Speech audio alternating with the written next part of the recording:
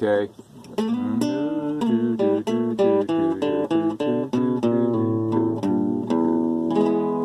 That's a great sounding lick, when, especially when done electric guitar with a little bit of reverb and delay and all that stuff.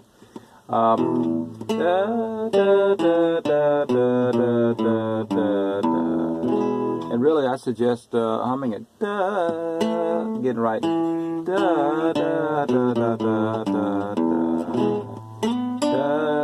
So, you know, you've heard this before. I'm just getting up in the morning. I'm not worried about it. Okay. Now I'm just doing this right here. It's a chicken picking move. You want, you really do want to have a little bit of fingernail. Minimize fingernail on this hand right here. Okay. Minimize, and if there's anything, I've been working on putting a radiator in my Ford Expedition, and if it's a little bit dirty, it's a little bit dirty. Okay. Okay. So I'm going to move over here a little bit so you can see this good. And here we go. You're going to slide. This is real fun to do, quite frankly. And it's really cool sounding. Okay.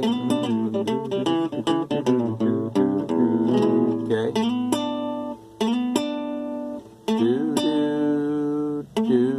So you're sliding up. You're sliding up through, and sometimes I sound a little technical. Don't mean to do that, but you got to make it clear. You're sliding up. You're sliding up through an A to a B, and you're hitting a D. Okay, and you slide back down.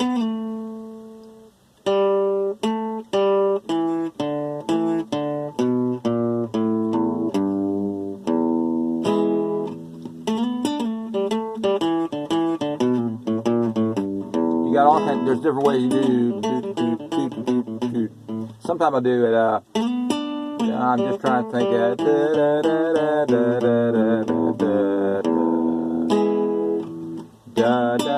So right here, it's not that obvious, but if you can look at it, this. Okay, and I'm do. Okay.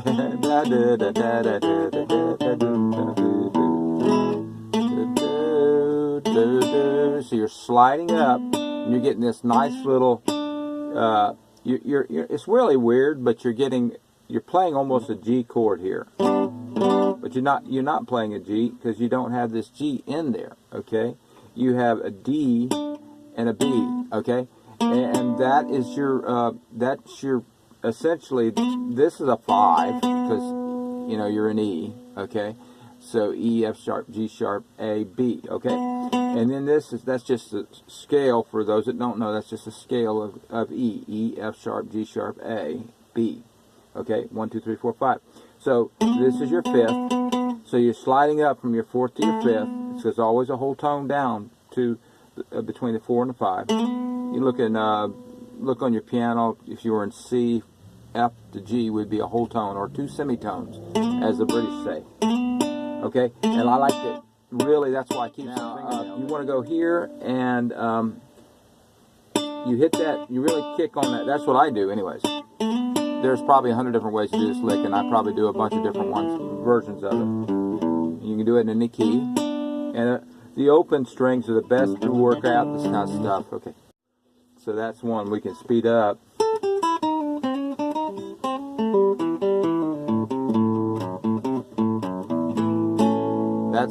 That's a lick too, okay?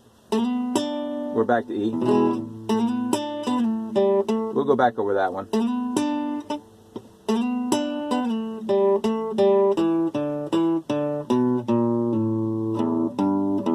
Okay, so you go, do that. It sounds really good on electric guitar. Reverb and some delay, a little bit of distortion.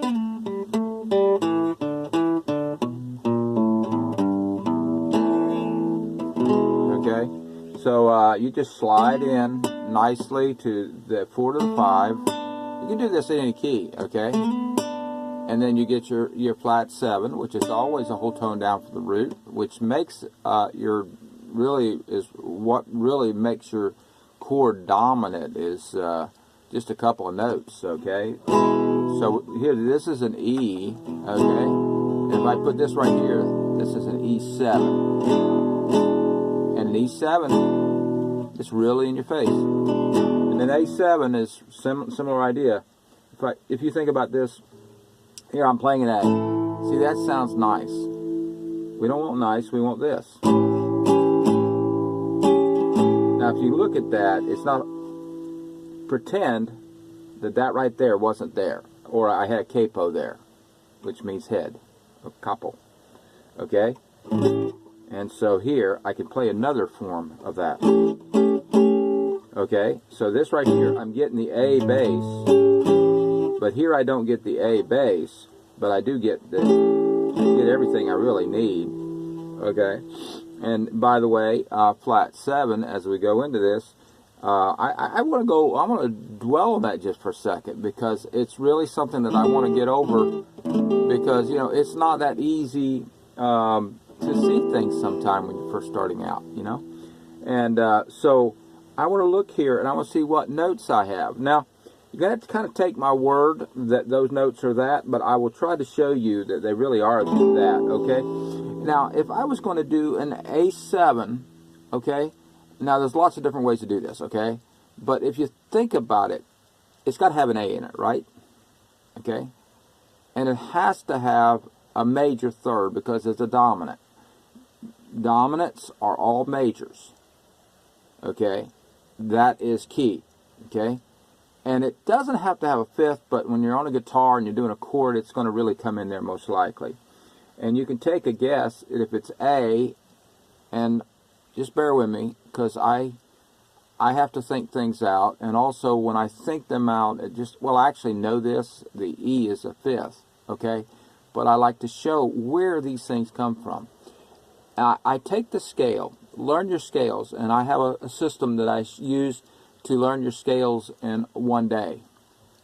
And I mean, it takes practice. You're not going to be a proficient at them, but you'll learn how to derive your scales in one day. And it's called the bead. No, that's another one. No, it's called 2.5, 3.5.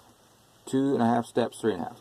Okay, so if I do E scale, okay, actually I'm going to do, I'm going to do the A scale, because I'm working with an A7. I'm deadening this string. I can press it if I want to, because I have an E in it. Okay? So, it's fine if I want to hit that E, but I'm not going to really hit that E. I'm going to, see, I have an A7 here, an A7 here, an A7 here. Do you see something? A7, A7, okay, right here. Okay, and this is an A7 flat 9, by the way. Rootless, okay?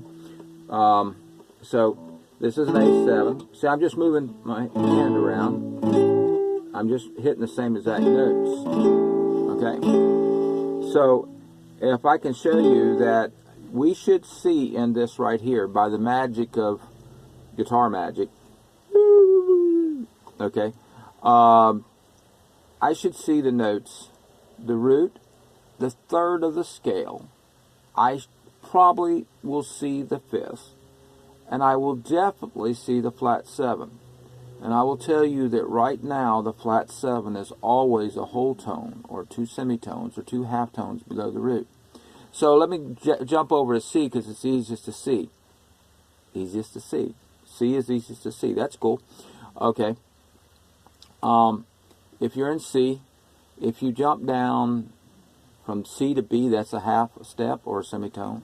Jump down one more time, that's your flat. Now, it's best for a guitar player to have, I don't care if you have a working one or not, you should have a little dinky keyboard, okay, so you can see what's going on.